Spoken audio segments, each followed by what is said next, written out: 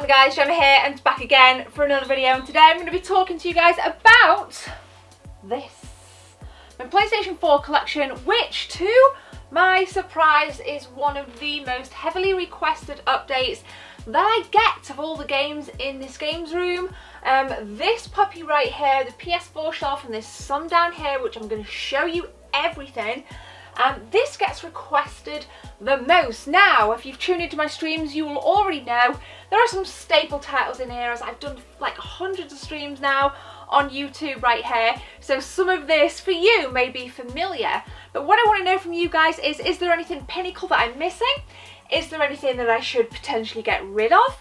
I hope you guys enjoyed this video, and if you are new here, please crack that subscribe button and leave a like. And if you're awesome enough, share this video to Twitter using the hashtag TheGebs24, as I'm looking for new people to give away this awesome channel card. That's right, the artwork on my banner. I will be sending that to you along with some stickers. So now that it's out the way, guys, let's take a look at this. I'm going to show you some close-ups first. Then I'm going to talk to you guys about some of my favourite titles.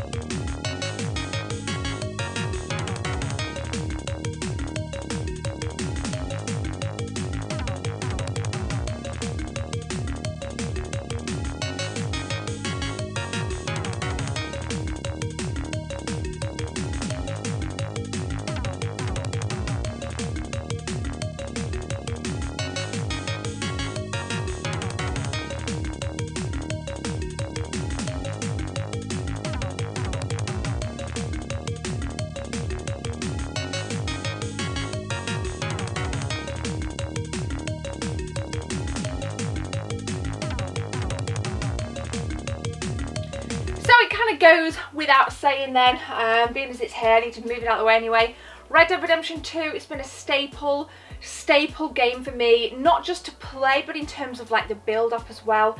I was so hyped for this, and it really has lived up to expectation. I think since Grand Theft Auto 5 initially launched back in 2013, this for me personally has been one of the most hyped games. Rockstar tends to do pretty darn well on the build up to its games, and I'm certain that we're going to see plenty more fantastic Rockstar titles. I would love a Bully 2, and I would love obviously a GTA 6, but I think GTA 6 is going to come on the next generation, but we shall see. So I know it's not a PlayStation exclusive, but nonetheless, PlayStation 4 is my preferred console. The Pro is down here. The slim days of play is in the bedroom, and my original PlayStation is over there on the streaming setup. Now, I picked up this. I actually picked up this game here. I'm going to show you Red Faction Guerrilla, which is a remake of a PlayStation 3 game back in, I would say, 2009? 2010 maybe. I want to say maybe 2009. Red Faction Guerrilla. I picked this up in Portugal this year. It's actually still sealed because I have that many games. I'm so busy. But this is a really neat little title that I've tended not to see that much in the mainstream stores over here, like Tesco or Game, or you might kind of snag a copy, like a used copy in CEX. But if you like blowing stuff up, if you like just kind of causing absolute chaos, then you need to get your hands on a copy of Red Faction Guerrilla. I think it's quite difficult to get hold of. As I say, I've not seen it around much. But if you're a PlayStation owner, you may be familiar with it anyway, back from the PlayStation 3 days. This game I had a ton of fun with. Now another game, I'm just going to move my controller across here. I'm not going to pull this out because it kind of feels like a little bit of a Jenga tower, but it looks like this. We've got Ukulele. It is right here. If you were perceptive enough, you would have seen it on the close-ups.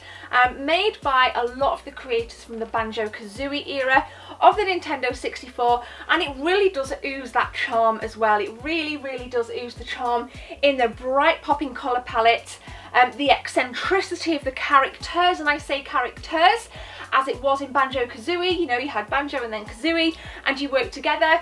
In this, you have Yuka and you have Ukulele, and you work together, and it really, really does pull on those nostalgia strings, and I really, really enjoyed it. I streamed it once, but I have played some stuff off stream as well, so for me personally, that kind of tapped into the little child of me as I grew up with the likes of Banjo-Kazooie, Super Mario 64, even though I didn't really like that back in the day. Kind of odd, really. Another awesome title right down here. We were fortunate enough to get a HD remake or re-release of Wipeout, this being the Omega Collection. We got Get Even, we got A Way Out. I'm planning on playing A Way Out with my friend Merlin, because you can't play it as an individual, you have to play it with somebody, but only one of you needs the game, so I think that's really, really cool. It didn't kind of take off so well because it's not a massively long game, and you tended to see a lot of copies pre-owned. Like this one was pre-owned because they didn't have it in the store. When I went to fetch it, it completely sold out. But then I got like a tweet from my local game, and they're like, oh my god, Gem, we've just had a copy in. So I kind of like ran back up there and snagged myself a copy of A Way Out. Of course, we've got Shadow of Colossus. I mean, that's kind of speaks for itself.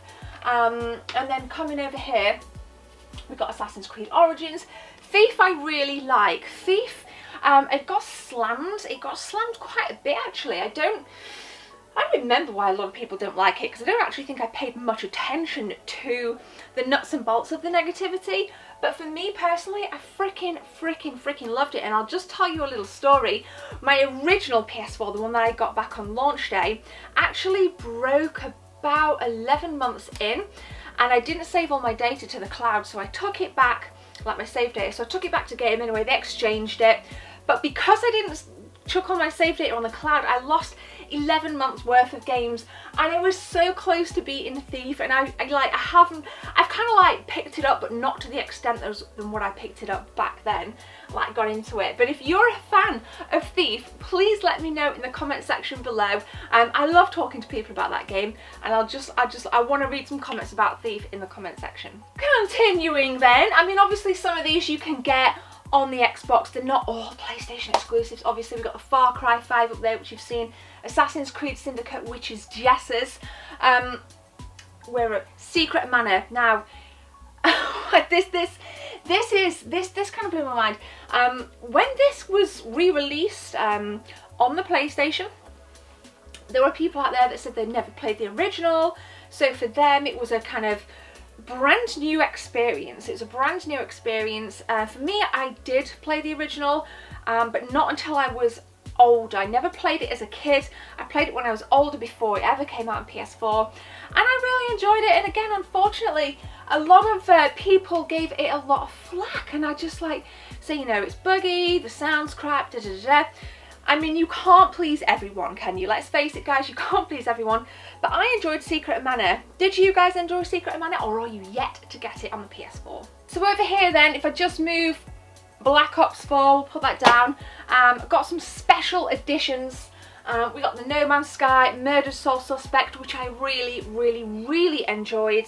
You play the role of a detective that is killed, and then your ghost has to look out for clues to try and solve your own murder. Conceptually, that is awesome. Unfortunately, it wasn't that awesome for the dev studio, because again, it got slammed. The dev studio ended up closing down, and you can now pick Murdered Sole Suspect up for very cheap. So if you've got a few quid rattling around, or some spare pocket money for the kids that are watching this video, definitely snag yourselves a copy of Murdered Sole Suspect. I think you can get it for like £10 and less, especially if you buy it online. Also got a really nice limited edition No Man's Sky up there. Again, I'll put additional stuff on camera. I obviously bought that back on launch, was very disappointed, kind of stuck with it, and I will say that I'm so stoked that I stuck with it, because I think Hello Games have really started to enrich the experience to what it should have been back in 2014. I think a lot of people still give Hello Games a lot of criticism that isn't necessarily warranted. I mean, what developer would stay with a game for so long that, you know, Sean Murray, I mean, I've said it in other videos, I think he's really redeemed himself, and I think, you know, if you're one of those people, I mean, it's cross-platform now, originally a PS4 exclusive, but if you're one of those people that hasn't played No Man's Sky, especially in its current state, I would urge you to go and, you know, go and get it. I mean, we've had the underwater update, there was another update that came out last week. You know, things are really fleshing out and then some, so I actually picked that up for £15 from a local store around here that's now closed. Super stoked, and you guys loved it when I shared it on my Instagram. So as you guys may have spotted in B-roll, we got a lot of decent exclusives here. You've seen God of War, I think that's actually down here. I've let my friend Horizon Zero Dawn, Merlin, if you're watching this, you need to get into it, so we can talk about it. And I think there's a lot more to come from the PlayStation camp. Now, unfortunately, PlayStation won't be at E3 2019, and I just wanted to take a minute to talk about that. It was a shock, first off. I think it was not just a shock for me, but it was a shock for you. It was a shock for the gaming, you know, industry, journalists as a whole. But we know that Nintendo are going to be there, and we know that Microsoft and Xbox are going to be there. What do I think it means? Sony's upcoming absence. I just think it means that I think that the PlayStation 4 is coming to the end of its shelf life. And I don't think, I think absence is going to make the heart grow fonder, and I think this is a fantastic marketing ploy by Sony, that when 2020 comes around, personally I think they're going to come around with an absolute bang, and I think that's when the new PlayStation console is going to be announced. So I think that this is actually a very clever marketing ploy from Sony to miss out on E3 2019.